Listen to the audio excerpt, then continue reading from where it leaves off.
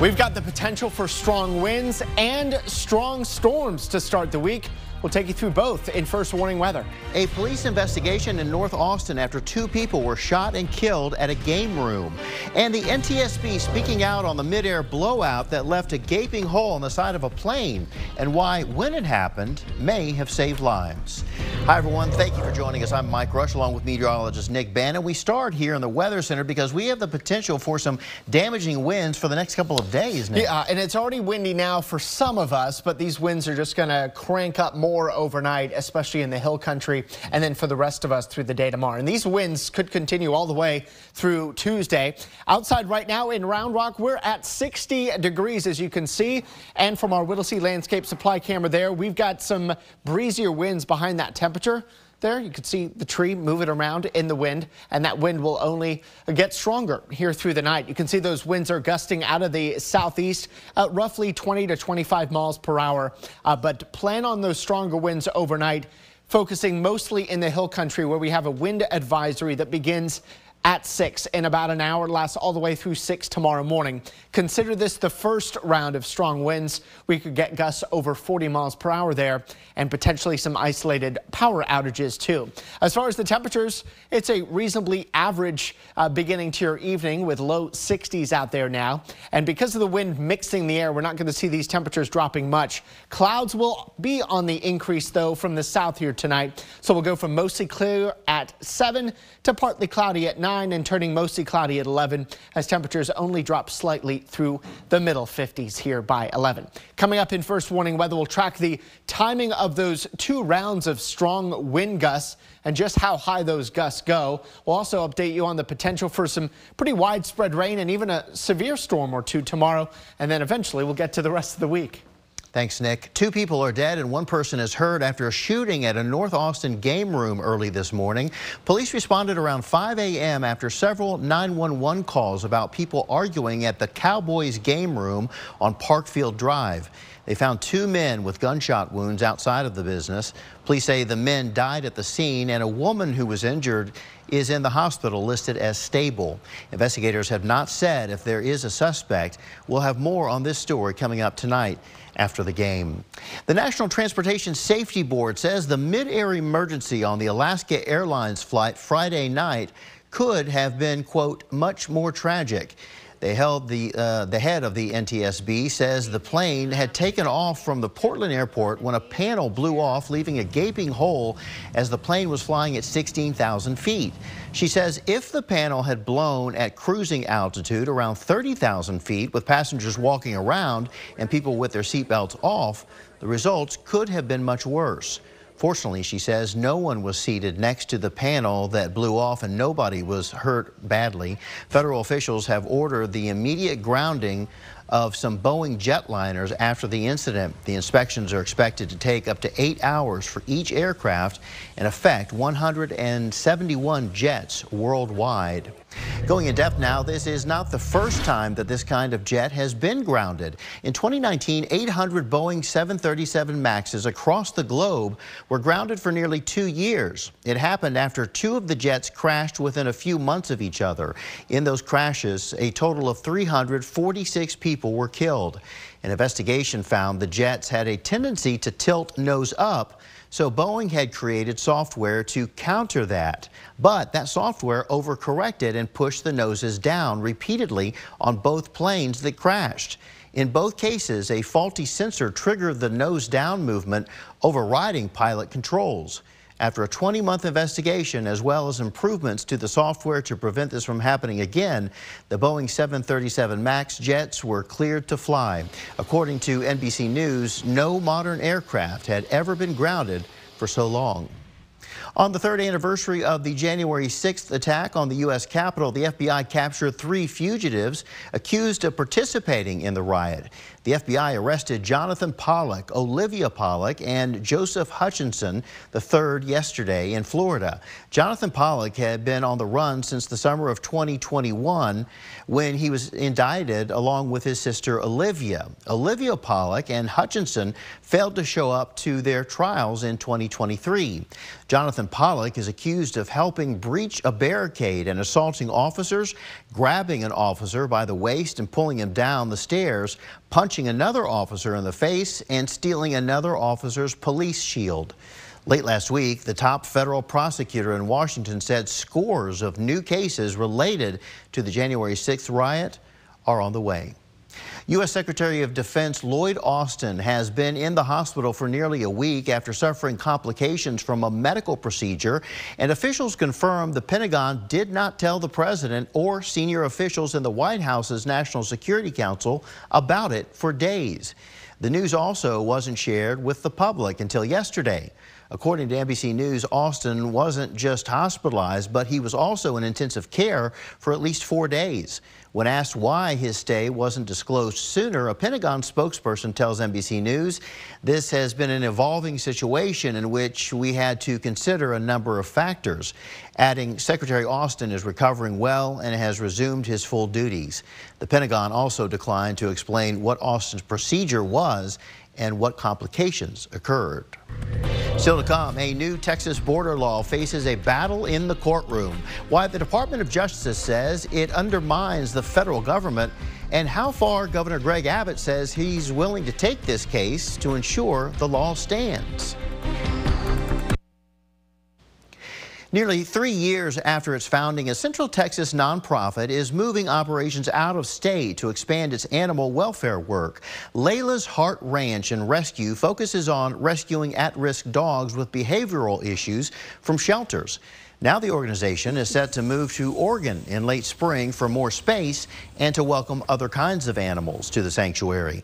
Despite the out-of-state relocation, nonprofits heads say that they'll continue taking in Texas animals to give them a second chance. Now that we've purchased our own property, we're able to expand the rescue so that we can rescue even more dogs, so that we can expand to rescue farm animals as well.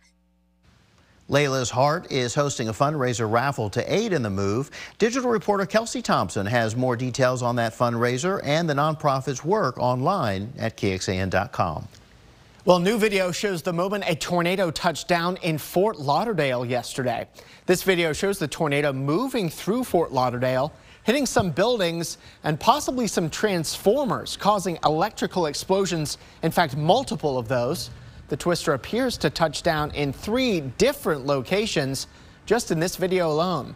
Now, as far as damage reports go, fire crews responded to reports of damaged homes and boats in the area, but luckily no reports of injuries.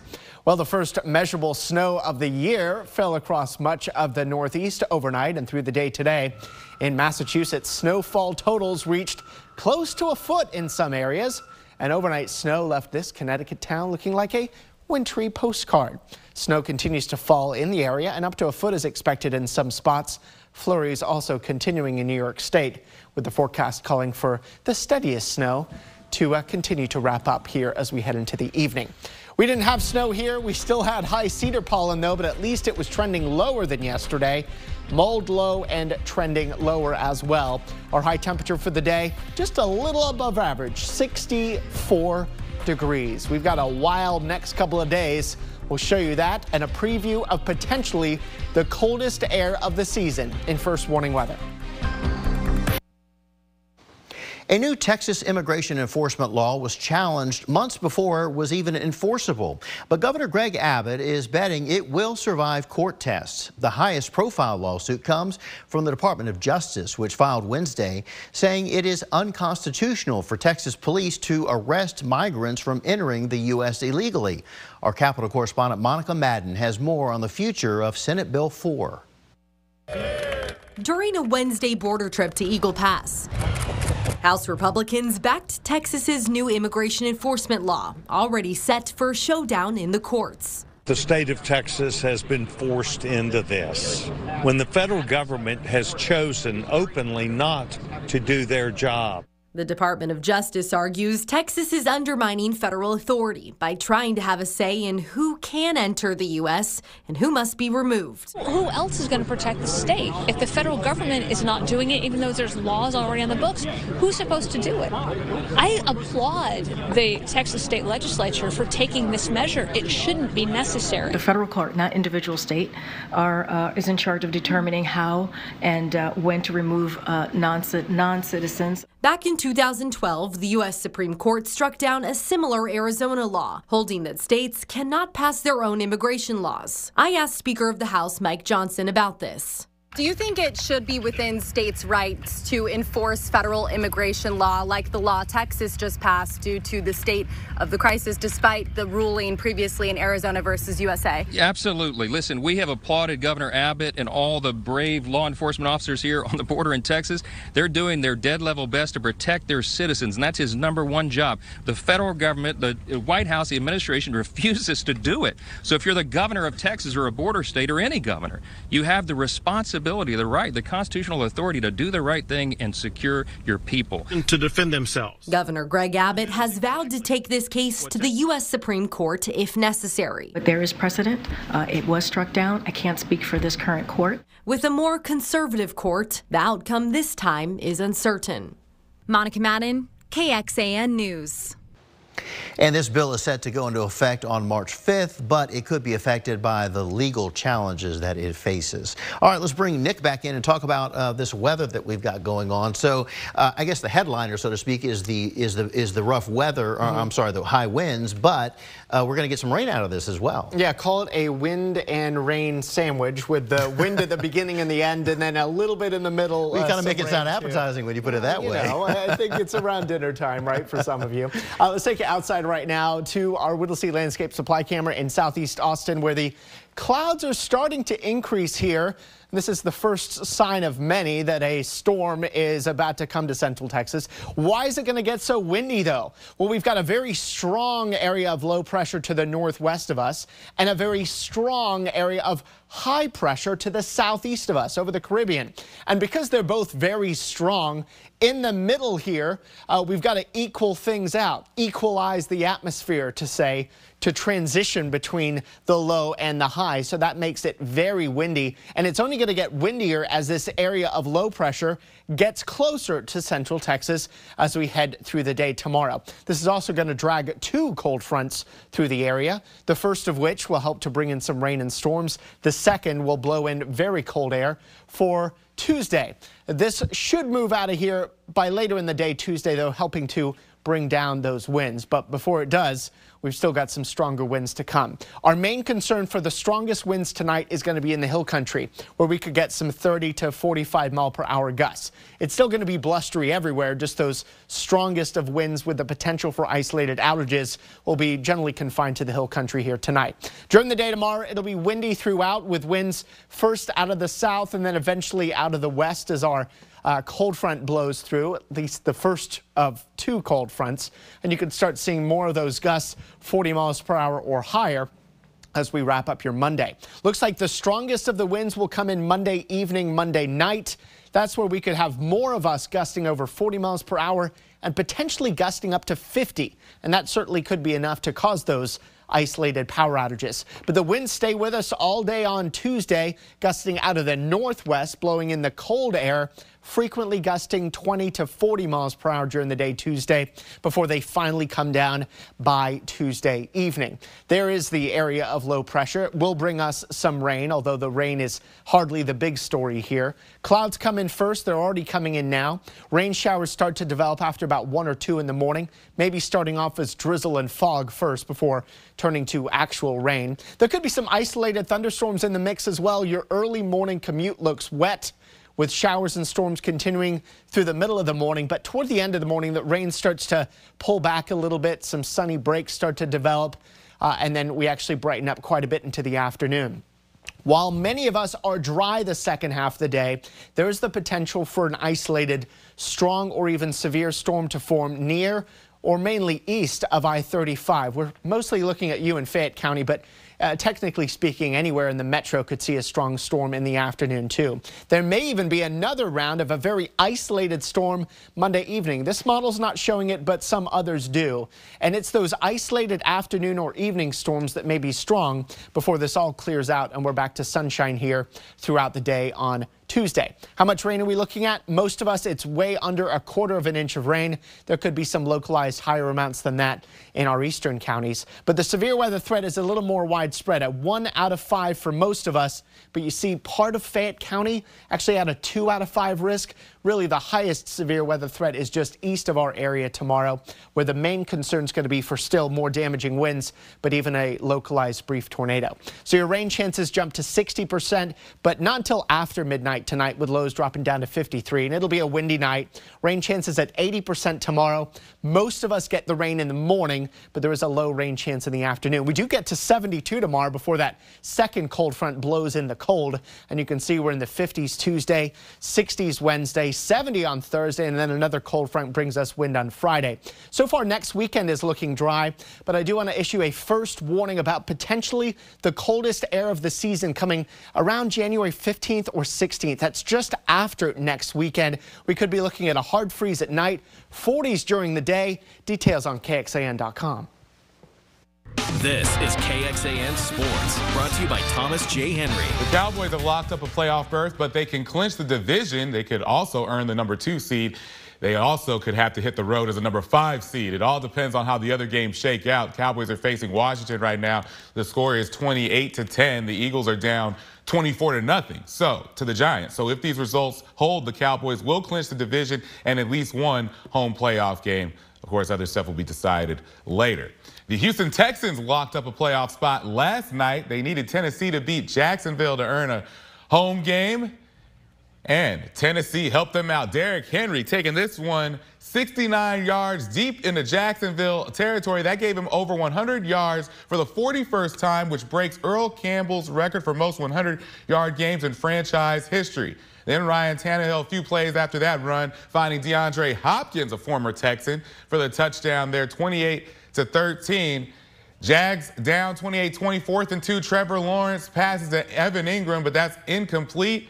And Tennessee wins it 28-20. And with that, the Texans win the AFC South for the first time since 2019.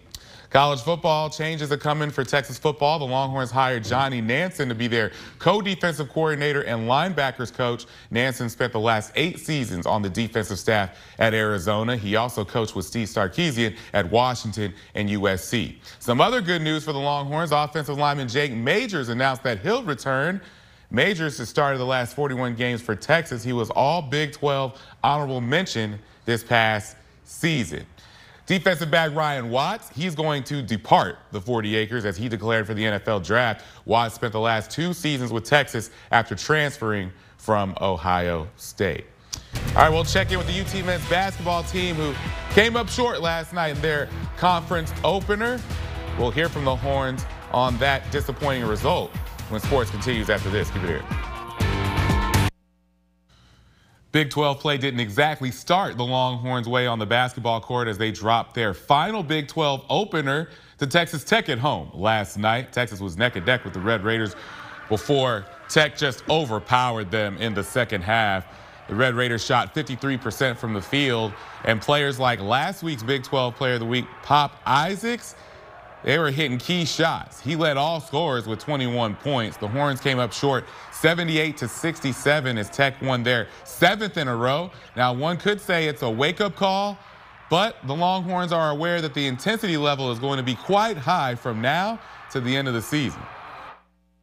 It's what you signed up for, and, you can only keep these games with you for one night, whether you win or lose, because the next game's going to be another big game for you.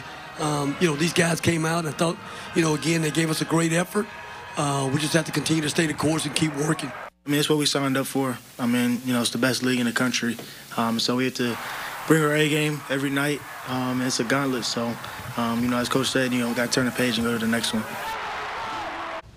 Yep, next up for Texas will be Cincinnati coming up on Tuesday night on the road. So that's going to be another tough game for Texas. And also, really quick, Cowboys, still leading Washington 28-10 late in the third quarter. Now it's 34-10. We just got updated. 34-10 now. So there we go. So we got the news as it's happening. Yeah, exactly. Yeah, growing that lead. So. So it's looking like the division is going to be the Dallas Cowboys. Good deal. We'll see. All right. We'll see. Unless Philadelphia completely collapses. Yeah. Well, excuse me, the Giants completely collapse. Right. Okay. Which they won't. We'll be right back in just a moment.